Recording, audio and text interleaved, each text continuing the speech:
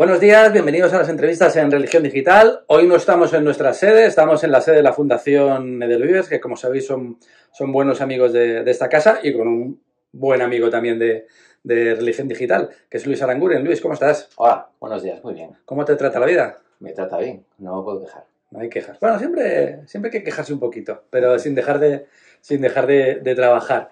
Como estás trabajando con la Fundación, haciendo un montón de proyectos, entre ellos el proyecto del que vamos a hablar, que se canaliza en este libro, que se llama Fraternidades en la Intemperie, vínculos que cuidan. Vamos a hablar un poco del libro y del título, porque tiene al menos 4 palabras muy clave, que son fraternidad, intemperie, vínculos y el cuidado, que es una de los signos señeros de la Fundación Edelvives. Además, ¿cómo surge esta idea y por qué? Me preocupa más la palabra intemperie, me gusta más, sí. Me llama mucho la atención la palabra intemperie. Cuéntanos un poco de dónde surge. Bueno, surge, yo colaborando con Fundación Edelvives, trabajando todo el tema relacionado con ética del cuidado en el ámbito educativo, también por mi cuenta en el ámbito socioeducativo, de la acción social, de organizaciones de solidaridad, etcétera, ¿no? Lo del cuidado, sobre todo a partir de la pandemia, para mí ha sido como un nervio que me ha atravesado, claro, que me ha preocupado y que estoy en ello, ¿no? Intentando aportar desde donde puedo. También la verdad que faltaba un poquito el cómo esto trasladarlo a las comunidades cristianas, a las parroquias, a los movimientos, a las comunidades, que algunas de ellas también estaba acompañando, realizando cursos, acompañamientos, etcétera, porque también tenía la sensación de que en las comunidades se hablaba mucho de comunidades, pero poco de fraternidad. Había poco ejercicio de fraternidad. Y eso ha sido un poco una vía también de exploración. Y efectivamente la palabra intemperie también es una palabra que atraviesa, yo creo, nuestras vidas, sobre todo desde la experiencia de la pandemia. La intemperie es esa palabra que también utiliza mucho el filósofo José María Esquirol, que habla de nuestra condición humana, digamos que está expuesta a un montón de incertidumbres, a un montón de vaivenes, a un montón de situaciones que no controlamos, que son imprevistas, que nos vienen, que no podemos programar, y todo eso nos ha dejado fuera de juego. Hablábamos mucho que íbamos a salir muchísimo mejor de la pandemia, claro, más fraternos, más ayudándonos los unos a los otros, sí. Y sin embargo esa sensación de intemperie es la palabra perfecta, esa sensación de orfandad, de soledad, de no saber qué hacer cuando supuestamente debíamos salir mejores de algo que nos debía haber cambiado como sociedad. Sí, ha sido una decepción, porque realmente además ya había algo que sonaba mal durante la intemperie, durante la pandemia, que era aquello de volvamos a la normalidad. Y claro, y algunos decíamos, no, por favor, porque la normalidad es lo que nos ha traído hasta aquí. Entonces tenemos que crear una normalidad alternativa desde la intemperie. Y esa normalidad alternativa para mí tiene que ver con el cuidado, tiene que ver con los vínculos que nos hacen eso una vida más fraterna, más saludable. Incluso yo creo que había que incluir esas palabras, saludable. Pues si no nos vamos a cosas demasiado escatológicas, sí. Que al final no nos dicen nada, ¿no? Y al final saludar, llamar por el nombre, saber perdonar, atender con cuidado, no maltratar, no gritar, tener, digamos, templanza con la palabra. Son cuestiones muy básicas, muy sencillas, pero que en nuestras comunidades, por ejemplo, las hemos dado por supuestas. Pues porque muchas veces en nosotros ha primado más el rigorismo de derechas y de izquierdas. Las cosas hay que hacerlas porque sí, la exigencia, la dureza, y nos ha faltado mucha ternura, nos ha faltado mucho cuidado, nos ha faltado mucha transparencia, ¿no? Estamos en un mundo además en el que hay otra palabra que también capitaliza el debate, que es polarización, claro. Y que también vivimos no solo en la sociedad y en la política, sino que también en la iglesia y en las propias comunidades, claro, que forman parte de esa iglesia. Sí, sí. Además, claro, y además vivimos en una sociedad polarizada donde tenemos que abanderarnos o con los rojos o con los azules, o con los del sí o con los del no. Y no estamos acostumbrados a discernir en clave de buscar fórmulas intermedias que no nos contenten a ninguno, pero que nos sirvan a todos. Que nos sirvan para continuar caminando. Claro. Que también es otra palabra que se está utilizando mucho. A lo mejor no tanto en esta sociedad que va todo muchísimo más rápido y para ahora, pero sí que se están emprendiendo caminos, al menos en un pontificado como el de Francisco, que yo creo que es la palabra trazar, la palabra, el movimiento, claro. El camino compartido sí que es una máxima de estos 11 años de pontificado. Claro, porque en definitiva hablo también, me planteo en el libro la fraternidad hacia adentro y hacia afuera. Hacia adentro tiene que ver con tejer una serie de vínculos sólidos desde el reconocimiento, el respeto, el perdón, la responsabilidad con el otro, porque al final el cuidado tiene su esencia para mí en el vínculo. Es decir, el problema de Caín no fuera que matara a su hermano, sino que se sentía lejos de su hermano, que no se sentía vinculado a su hermano, por eso le mata, por eso le elimina, por eso se le quita de en medio. Entonces la responsabilidad nace de sentirme ligado al otro. Si no me siento ligado al otro, ¿para qué? Pero eso se puede hacer en comunidades como las nuestras, donde cada vez más estamos cada uno a lo nuestro, pensando en nuestro propio bienestar, en nuestra propia salud mental, psicológica, eclesiástica, en esa sensación de que vamos a intentar tirar como podamos hacia adelante. Claro. Y eso no casa con la creación de vínculos, porque claro, vincularse implica una responsabilidad para con el otro y para contigo mismo. Exacto. Y ahí yo creo que nos da una clave muy bonita el propio cuidado. Es decir, si el cuidado decimos y afirmamos que su esencia tiene que ver con el vínculo, no solamente con el vínculo con el otro, es el vínculo con la tierra, es el vínculo con la vida. Y si es el vínculo con la vida y con todo lo vivo, también es el vínculo conmigo mismo. Entonces podemos hablar con toda tranquilidad del cuidado de uno mismo, no pidiendo perdón, sino porque si no me cuido a mí mismo, si no me amo a mí mismo en el mejor sentido de la palabra, seré incapaz también de movilizarme en favor de los demás, ¿no? Entonces también yo creo que conviene en este sentido despejar cualquier sospecha de, hombre, hay un autocuidado, digamos, de mercado que no tiene nada que ver con el cuidado de uno mismo que pregonamos aquí, ¿no? Pero el cuidado de uno mismo, digamos que es una buena manera y una buena chute de energía para poder también estar al servicio de los demás, ¿no? Vamos a hablar del libro un poco. Hablas de las comunidades laicales. ¿Cuál es el estado de salud de las comunidades laicales en nuestro país? Claro, pues yo creo que hay un poco de todo. Quizás los que venimos de todo el movimiento del Concilio Vaticano II, del post-Concilio Vaticano II, digamos, en las comunidades donde, por ejemplo, el compromiso social se entiende como un nervio que vehicula toda nuestra dimensión de fe, quizá eso va en franco retroceso.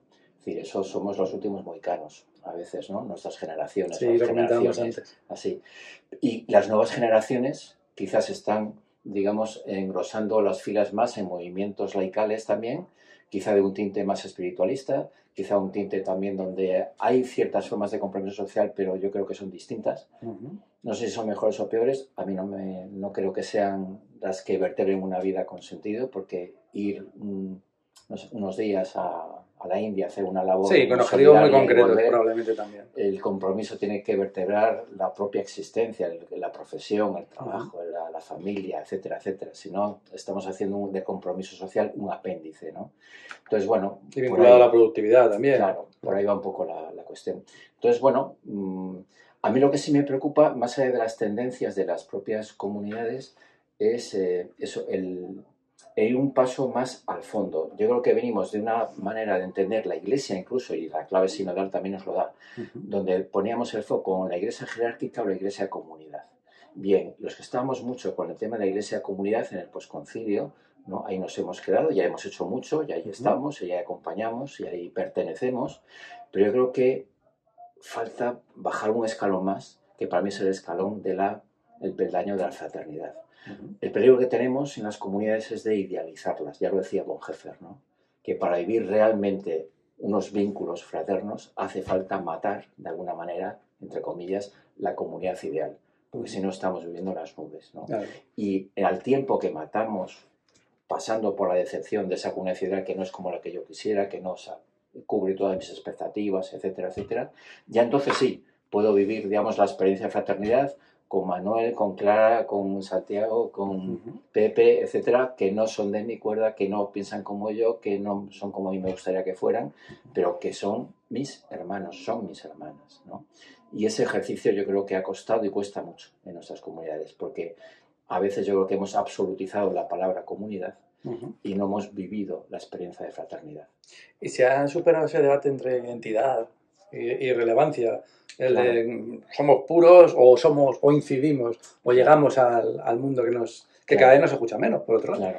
Sí, yo creo que ahí hemos perdido demasiadas energías en una identidad de documento, en una identidad que exigimos al otro, en una identidad que está hecha de grandes palabras, ¿no?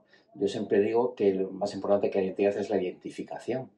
Es decir, si te mueves desde el respeto al otro, si sabes perdonar, si te relacionas con respeto, si reconoces al que está ahí esquinado. Entonces, incluso si me apuras, es en contextos, por ejemplo, católicos, en educadores, en trabajadores que trabajan en el ámbito social, etcétera, cuando muchas organizaciones cristianas dicen, a ver si tienen o no tienen la identidad cristiana, mira lo que hacen. Claro. O sea, si una persona voluntaria o voluntaria que está en cuidados paliativos hay en silencio 3 horas tomando la mano de aquel enfermo, ayudando a bien morir y estando con la familia, está identificado. Sí, no tiene necesidad de tener un carnet de una institución, no sea cual sea. Claro. Entonces, a veces perdemos mucho tiempo exigiendo unas identificaciones que son puramente nominales o nominalistas, ¿no? ¿Eres católico? Sí, para adelante. No, pero ¿qué haces? ¿Cómo estás sabiendo cómo te comportas? ¿Cómo te relacionas? ¿Cómo hablas a los demás? Podemos tener estupendos católicos maltratando a la gente, con buena voluntad, gritando, etcétera, en los ámbitos, por ejemplo, de voluntariado, ¿no? Que también he trabajado bastante, ¿no? Y puedes tener una persona de otra religión, una persona no creyente, siendo profundamente misericordiosa y samaritana, ¿no? Aunque no lo sepa. Entonces, la identificación va por ahí, ¿no? Y los signos de los tiempos van, yo creo, por identificarnos en aquellos valores que son realmente evangélicos y que configuran una vida al estilo de Jesús. Y ¿cómo hacemos eso sin que se nos acuse de relativizar el mensaje, de relativizar la identidad? Ya, va, pero vosotros no vais de cristianos, sino vais de buena gente que hace cosas. Pero el mensaje, ¿dónde está? Porque parece que el mensaje solo es los 3 o 4 puntos que todos conocen. Claro, yo creo que Evangelii Nunciandi, con Pablo VI, yo creo que fue la cumbre para mí del Concilio Vaticano II, ya nos dijo que evangelización es anuncio y testimonio, las dos cosas, ¿no? Y a veces empieza por el anuncio y no se ve muchas veces el testimonio, y a veces empieza por testimonio y se puede terminar en ese anuncio. En eso yo creo que la clave también que nos da el Papa Francisco en Evangelii Gaudium es muy poderosa y muy latinoamericana, que nosotros aquí no nos enteramos. Es que los procesos están por encima de la ocupación de espacios y territorios.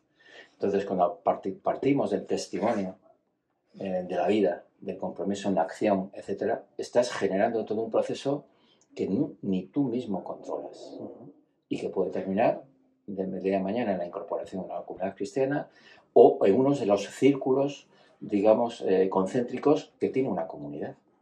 Porque no hay otros tienen que participar en el núcleo fuerte de los más comprometidos, de los más identificados, de los más católicos, etcétera, ¿no? Cuando estaba yo en Cáritas trabajando, siempre decíamos, la identidad católica de Cáritas tiene muchos círculos concéntricos. Y buena parte de la cantidad, por ejemplo, de trabajadores están en círculos más externos. Pero que nadie puede negar la calidad humana y la calidad evangélica. Y también a veces hemos negado la capacidad de pertenecer a un círculo que a su vez pertenece a otro, claro. y que aprenden unos de los otros. Redes. Es decir, cuando también, que es otra de las partes también que he trabajado en el libro, ¿no? Con los movimientos populares, que el Papa Francisco se ha reunido en todos estos años con movimientos populares, cristianos y no cristianos, a los que les pide, al final, como siempre dice, recen por mí, y a los que no, mándenme buena onda. ¿Qué está diciendo con mándeme buena onda? Sabe que se está dirigiendo a un público que no es creyente, pero que participa de los valores del Evangelio. Sí, además es un hombre que es el primer papa que ha publicado una encíclica dirigida a todo el mundo, no solo a los católicos, Fratelli Tutti en ese sentido, claro. Y en muchísimos otros es una revolución. Sí, exactamente igual. Son encíclicas dirigidas a toda la humanidad. ¿Por qué? Porque vivimos un momento de humanidad en serio peligro. No hay solamente un precedente, es Pacem in Terris, porque había otra situación mundial de grave deterioro o de peligro de la especie humana, porque estamos en peligro de la especie humana. Por lo tanto, la llamada ya no es a engrosar nuestras filas, sino a salvar nuestro mundo. Sí, de hecho, las dos encíclicas de la Argela, Fratelli Tutti y Laudato Si, hablan de la importancia del cuidado, tanto de la casa común como de los hombres y las mujeres que pueblan esta casa común. Esa especie de constitución de la humanidad, que yo creo que es Fratelli Tutti y que también es Laudato Si, que es una especie de constitución del mundo en el que nos insertamos, ¿qué pueden aportar para que también desde las comunidades y en el mundo donde nos insertamos como comunidades, para no diferenciarnos del mundo, que ese sería otro debate, qué claves podemos dar y qué claves de trabajo y de vínculos podemos aportar? Yo creo que Una clave que nos dio tanto Fratelli Tutti como Laudato Si fue ensanchar nuestra mirada. Es decir, abrir nuestra mirada más allá de nuestra iglesia, más allá de nuestro país, incluso más allá de nuestro mundo. Es decir, la frase que más se repite en Laudato Si, en el universo todo está conectado. La realidad está conectada, por lo tanto, el cuidado de la vida puesto en el centro, y eso también tenemos que beber y reconocer la labor, por ejemplo, del ecofeminismo. Y aquí se lanzan los puentes, catolicismo, ecofeminismo, otras nuevas, bueno, pues maneras de entender pues también la vida en este momento, ¿no? Bueno, pues ahí hay toda una red que se está tejiendo en la que podemos aportar, digamos, el cuidado como valor sustancial, digamos, para atravesar el mundo viejo que se está acabando y que en la pandemia lo vimos claramente, es decir, el modelo económico, productivo, etcétera, tiene sus días contados, aunque estemos en él, caminando sobre él. Entonces está emergiendo algo, y ese algo que está emergiendo emerge de los escombros, ¿no? Y si podemos hallar el cuidado en el centro, pues podemos alumbrar algo bueno. Pero ese alumbrar algo bueno no es algo exclusivo de los cristianos. Por eso me interesaba mucho esa última parte del libro, en consonancia con el planteamiento del Papa Francisco, porque esa fraternidad en movimiento también ha de hacerse en comunión con todos los grupos, asociaciones, movimientos sociales, cristianos, no cristianos, etc.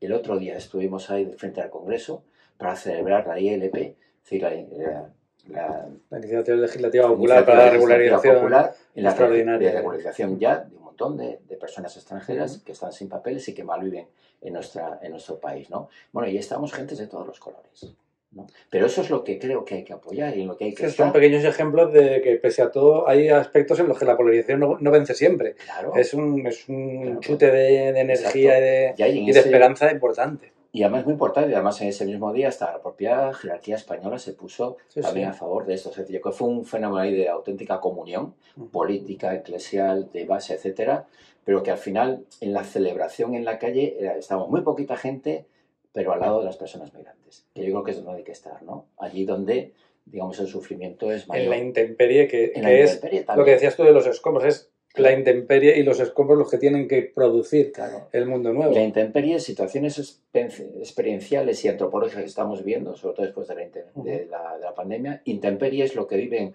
muchos profesores y profesoras, por ejemplo, el año pasado que dimitió toda una junta directiva a un instituto de Valencia, y la frase era porque había 15 alumnos con amenaza de suicidio, y la frase que decían a la Generalitat, estamos desamparados. Es otro síntoma de la intemperie. Cuando estamos desamparados a la intemperie y que nadie nos está amparando, aunque seas profesor, aunque seas un equipo directivo, están en la intemperie, ¿no? Y en la intemperie sobre todo están los últimos. En la intemperie están los que no tienen dónde caerse muertos. En la intemperie están los que viven en habitaciones pagando un dineral y siendo esclavizados y siendo abusados, ¿no? Y aceptando que nosotros como sociedad, que eso está ahí, claro, cerrando un poquito los ojos y alimentándonos de de los malos frutos de esa intemperie. Cerramos, si te parece, Luis, volviendo a las 4 palabras: fraternidad, intemperie, vínculo y cuidado. ¿Cómo trazamos un recorrido? Entre ellas, y un recorrido que sea esperanzador, porque me parece que tanto el comienzo, el de la fraternidad, como el del cuidado, es absolutamente fundamental y casa muy bien con lo que decías antes y con ese lenguaje que también utiliza el Papa, que ha pasado de todo está conectado al todos, todos, todos, que incluye la totalidad, la bendita diversidad de la totalidad. Claro. Pues yo diría eso, ¿no? La intemperie es la situación real en la que estamos anclados, el suelo que estamos pisando. Aquello que en términos sociológicos, pues decía Bauman, ¿no? La sociedad líquida, también, ¿no? Y como decía un chiste de Roto, esta sociedad líquida hace aguas por todas partes. Bueno, pues sabiendo que esta sociedad hace aguas por todas partes y que ahí estamos, digamos, tenemos la posibilidad de generar la esperanza, de vincularnos unos con otros y con la vida que está en el medio de todos nosotros, ¿no? Para generar fraternidades en movimiento. Fraternidades al interno de las comunidades cristianas, para que no miremos tanto si la palabra, si es comunidad o no es comunidad, sino si hay un ejercicio práctico de vida fraterna, y para practicar esa fraternidad también hacia afuera. Cuando hablamos de iglesia en salida, es fraternidad en salida, fraternidad con otros, ¿no? Que yo lo simbolizo en aquellas palabras del cura jornalero Diamantino García, cuando en los años 70 llegó a la Sierra Sur de Sevilla, ¿no? Y acaba de llegar y vio por la mañana que muchos autobuses y camiones que se iban por ahí, cogían a los jornaleros y se iban y preguntó, ¿qué pasa? Dice, pues nada, que nos vamos a los espárragos. de Navarra, y aquí no se queda nadie, aquí se quedan los viejos, el alcalde y el cura. Y dice Diamantino, eso era antes, ahora el cura también va. Yo creo que esa expresión es el símbolo también de esa vida fraterna, porque no solamente es el cura, es los cristianos y cristianas, digamos, nos apuntamos a ese carro de generar fraternidad también allí donde está la vida, y allí donde está la gente a la intemperie. Que es en definitiva lo que vino a hacer Jesús. Es lo más evangélico. Sí, eso es. Fraternidades en la intemperie, vínculos que cuidan. El último libro de Luis Aranguren Gonzalo en CAF. Gracias por el libro, gracias por la charla y por tu trabajo en la Fundación Edelvives, que nos ha acogido en esta entrevista. Un auténtico placer, Luis. Igualmente, lo mismo digo. Y a ustedes pues les esperamos en nuevas ediciones de las entrevistas en Religión Digital. Compren el libro, léanselo y háblennos de él. Muy buenas tardes.